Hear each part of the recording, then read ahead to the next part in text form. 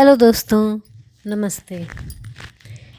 मैंने भी जो सुनाया ना पापा, वो ज़िंदगी भर याद रखेंगे। ज्योति ने पिता से फ़ोन पर बात करते हुए कहा, देख बेटा, तेरे ससुर ने मेरा अपमान किया, बदले में तूने उनका कर दिया, फिर तुझमें उनमें क्या फ़र्क रह गया।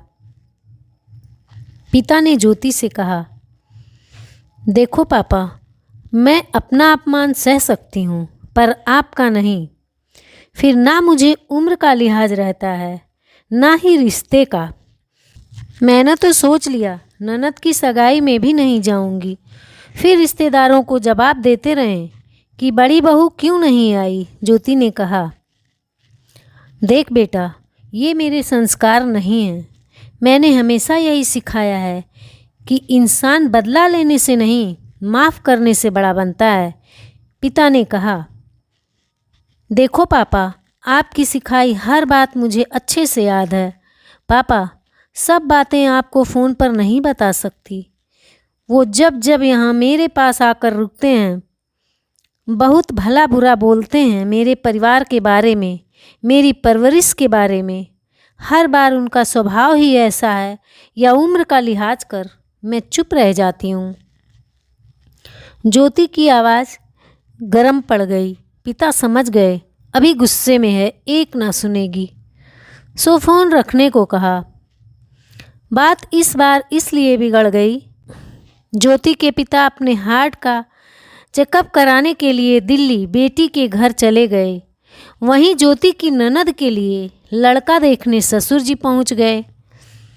अब जब दोनों संबंधियों का आमना सामना हो गया, ज्योति के पिता ठहरे बेटी वाले, तो वो सिर्फ सुने जा रहे थे। ज्योति किचन में कुढ़े जा रही थी, क्योंकि वो उसके ससुर की आदत जानती थी। उनकी हर बात में एक ताना होता था।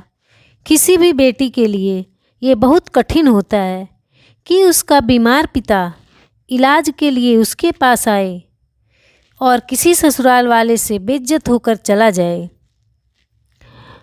ज्योति के पिता तो उसी रात निकल गए। ज्योति पूरी रात सो ना पाई।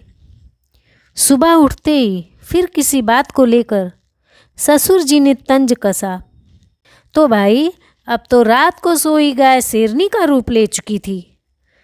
ससुर से कहा सुनी हो गई। शादी के इतने सालों बाद ये सुनने को मिले कि मेरा बेटा तो 15 लाख के लायक था, 5 लाख तो कम ही मिले, कौन चुप रहेगा। ज्योति के मिजाज गरम देखकर ससुर जी चुपचाप रवाना हो गए। पिता के अपमान की आग में जल रही थी ज्योति। खैर, शाम को पिता से फ़ोन पर बात करने के बाद वो शांत हो गई। पति ने ऑफिस से आकर कोई बात नहीं करी। ज्योति को लगा नाराज़ हैं, सो खुद से बोली, क्या हुआ, नाराज़ हो? कुछ बोलोगे नहीं? मैंने कुछ गलत किया? प्रकाश ने अपने पास ज्योति को बिठाकर बोला, जो हुआ अच्छा नहीं हुआ। पापा के अपमान का मुझे भी दुख है, पर तुमने जो किया उसका अफसोस भी नहीं। कोई भी अच्छी संतान अपने माता पिता का अपमान नहीं सह सकती। ज्योति ने प्रकाश के कंधे पर सर रख लिया।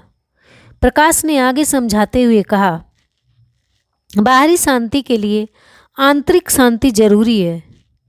तुमने मेरे पापा से जो कहा मुझे मालूम है, तुम अपनी मर्यादा में ही रही होगी। मैं तुम्हें भी जानता हूँ और अपने पिता को भी। सो जब तुम्हारी गलती हो मैं बोल देता हूँ, पर जब गलती मेरे पापा की हो मैं नहीं बोल सकता। वहाँ मैं तुम्हें बोलने से नहीं रोकूंगा। ज्योति को अपने पिता और पति पर गर्व महसूस हो रहा था।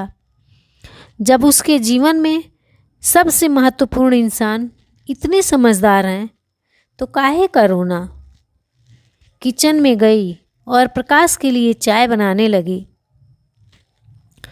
जब बात अपने स्वाभिमान की या माता पिता के सम्मान की हो, तो वो अबला दुर्गा का रूप ले लेती है।